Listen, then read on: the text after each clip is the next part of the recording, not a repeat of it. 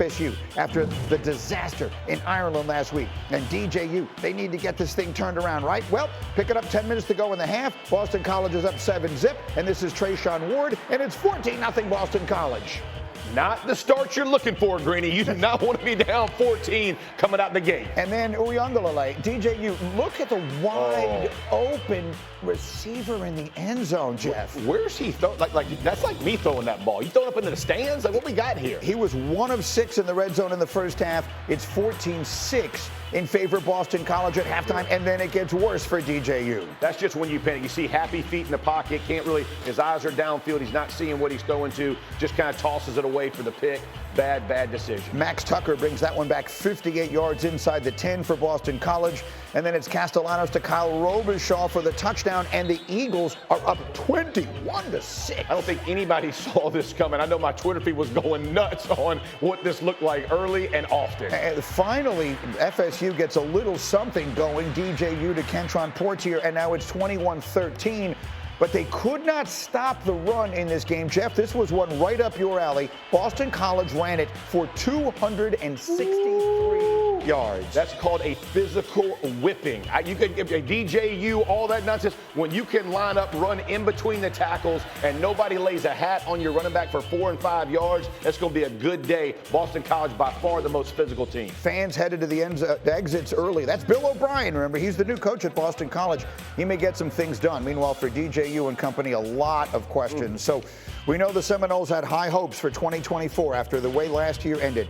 They're now 0-2, despite being favored by double digits on ESPN Bet in both of their games. They're the third team since 1978, and that's as far back as the data goes, to start a season 0-2, despite being a double-digit favorite in each game. It could not start worse. And our Louis Riddick was on the call last night. Here's what he had to say. But I'll tell you what, this football team has some serious, that being Florida State, some serious soul searching to do. Because this season could totally go off the rails. Totally. You see their schedule. You know it. You talked about it before we came on air.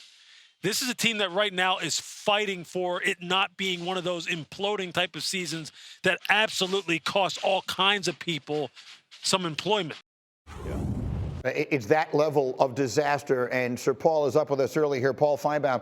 So, Paul, our analytics tell us that Florida State now has a 0.7% chance of making the playoff. Feels like we should be doing the Jim Mora, right? Playoff? We're just trying to win a game here. Paul, what are the right things to say about the Seminoles on this Tuesday morning? Well, that's the issue. People shouldn't be worried about the playoff screening. They should be worried about winning a game and trying to save the season. I don't think they can. Lewis is 100% correct in what he said last night. This season is over. I know that sounds like I'm going crazy here. I'm not. This is a team that we were told deserved to be in the playoffs last year and certainly was going to be in the playoffs this year, and they're not going to. They can't do anything right. They can't go anywhere. They have no one else to blame. I'm sure somebody down there is saying, who can we sue? The only people to blame are themselves. And I hate to be critical of Mike Norvell, someone I'm a big fan of, but he's done a miserable job of getting this team ready to go. He must have been spending the offseason listening to all the fans belly aching about why they deserved to be in last year instead of Alabama. Well, here they are. They're suddenly an easy win on most teams' schedule, and we thought they were going to be a formidable opponent. They're not. They're terrible. It is startling, and to that point, I mean, you start 0-2. By the way, both games, lest anyone isn't aware, are in the conference. I mean, Georgia Tech and Boston College. So you can't lose two worse games in this. Double-digit favorites with everything in the world to play for, right? They wanted to come out and show the world. Absolutely. We got, left out last year. They had every reason in the world to start the season fast, Jeff. Listen, embarrassing. That's the best way to describe this start. And you think about in college, you have, I mean, I'm not going to say they're rubber stamped as wins, but you had these two going down as we're going to get our feet under us, we're going to figure ourselves out. You got physically whipped. And again, we can talk about the mistakes they made. It's not a mistake when somebody lines up, runs between the tackles, and just physically imposes their will on you. And what Paul is saying, he tell me how you really feel, Paul, which is never a problem for you. We're worried about last year. Last year's gone, bro. All them guys are gone. They've gone there. Whoever's on their squad, they got to make plays. Nobody for this team is answering the bell. That's a major issue, and that's where the soul searching comes in. But you get run on for 263 yards. yards. That's not just a fluke. That's the answer to the question. Paul, sit tight. We're going to come back to you a little bit later. Get up. If you were just joining us again, Florida State looked just awful last night, getting blown out by Boston College 28-13 in Tallahassee. The Seminoles ran for 21 yards in this game and gave up over 260 yards rushing. Our own former Boston College Eagle, Damian Woody, no one loved it more.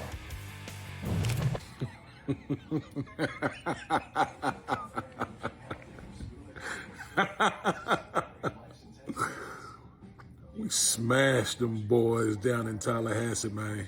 Smashed them boys.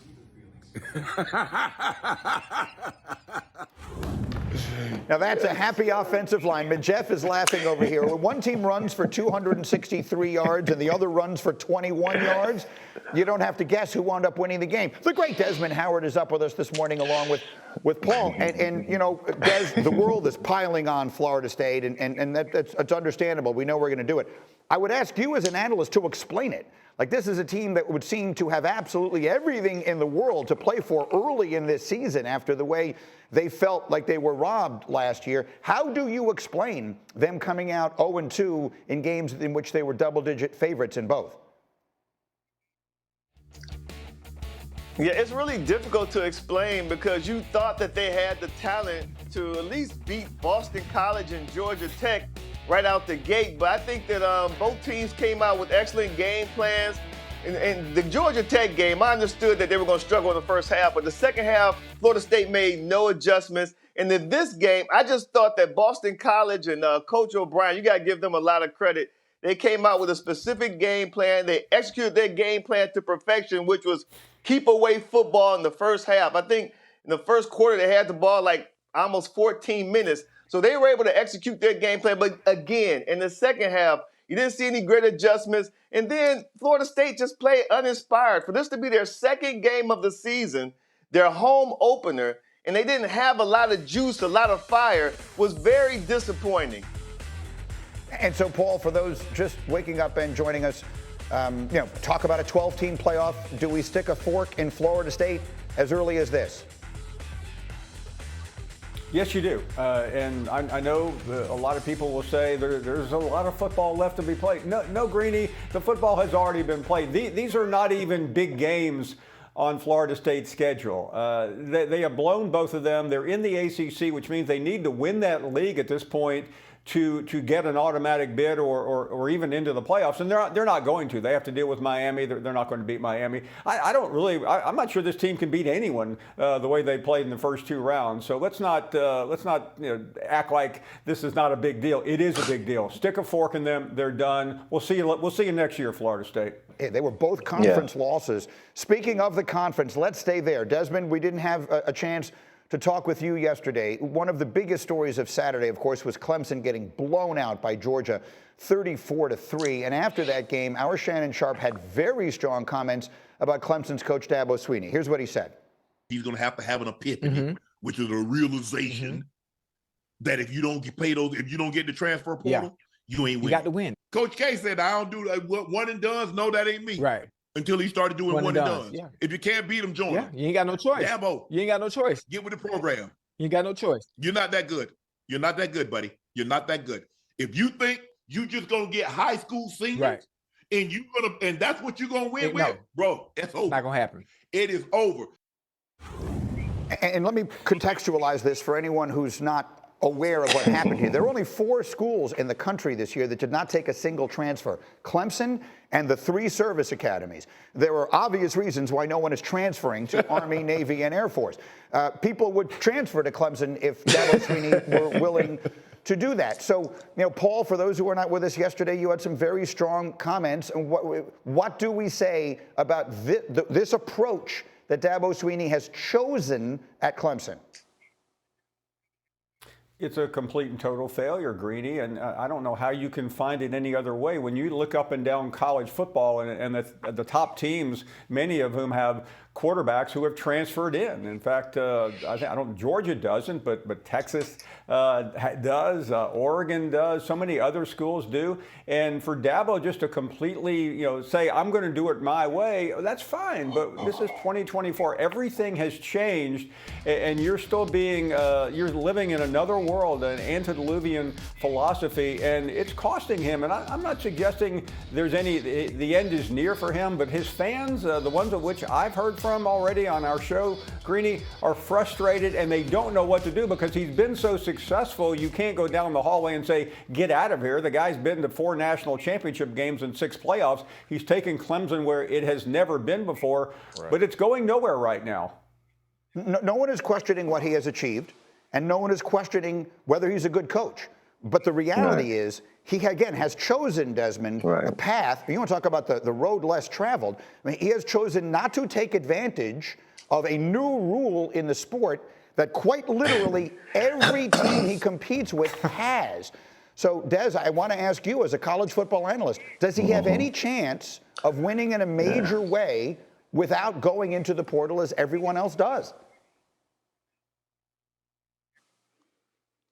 Greeny, the reason why a lot of coaches, they dip into the portal nowadays is because they don't do a good job at developing the talent that they bring in. You look at some of these programs like a Clemson, and they have like high recruiting classes, meaning they're either in the top 10 or top 5.